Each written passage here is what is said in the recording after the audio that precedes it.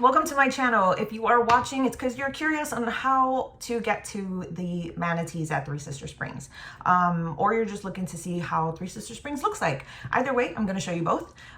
So if you're looking to swim with manatees, I would suggest getting a tour with any of the other locations outside of Three Sister Springs. Three Sister Springs does not sell manatee tours or swim with manatee anything. So what you're paying for is to get into the park so that you can overlook the springs and the water, the river, the trails around the park, the nature trails that have the bat houses, the bird houses, and overlooking the canal and the river to see the manatees.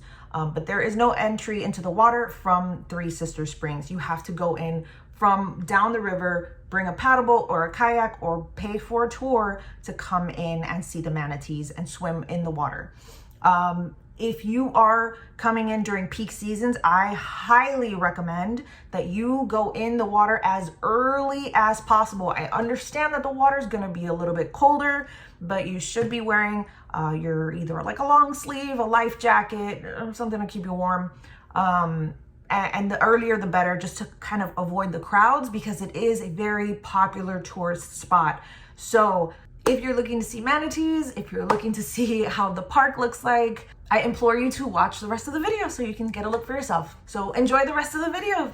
So if you decide to come on your own and you want to rent your own kayak, I would actually recommend starting at Hunter Springs Park. It's great. There's parking. You can launch your kayak from there and then take the waterways around the area to get to the Crystal River, Three Sister Springs area, right here. Of course, you could always take the trolley that is located at the visitor center right up here. You're probably wondering to yourself, why do I have to take the trolley? Can't I just park my own car there? No, unfortunately, there is no public parking available. They only accept walk-ins. So you would walk up to the booth, pay your entry, and go inside. If you wanted to go in your car, you would have to first go to the visitor center, as I showed earlier, park your car, pay the entrance, and the trolley will be happy to take you to the location.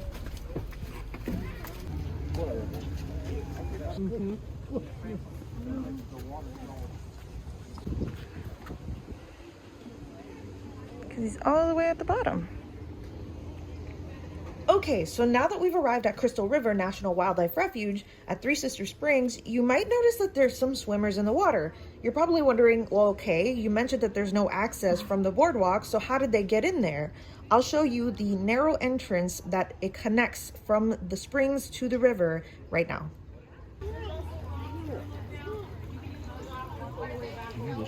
Yeah, those are all manatees. We gotta get to that boardwalk over there.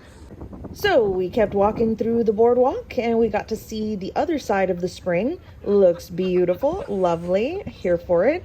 And then we moved over to the river again so we can get the better angle of the manatees. And here they are in all their glory.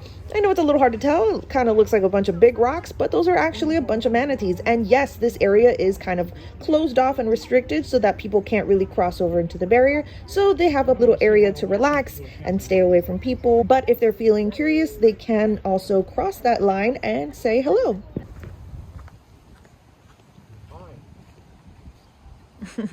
All of this is mine. No, it's not. 24 hours, mine.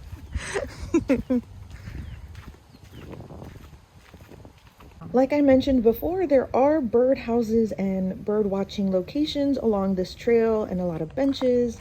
It's a really long walk, and off on our left, there's actually a bunch of little mini trails, I guess little paths that people have created to go and get a closer look at the river.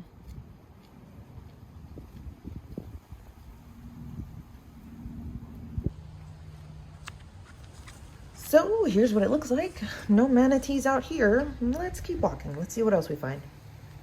This plant here with the bright berries is called a Daehoon holly, and although it's not great for human consumption, it is really great for birds and raccoons and other animals around here.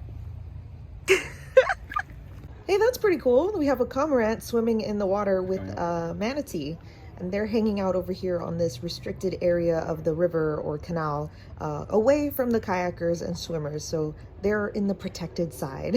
Let's keep walking further down and see if we can find more manatees.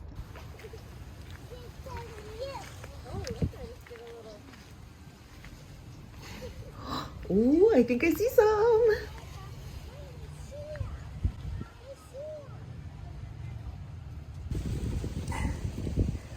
He's just right here.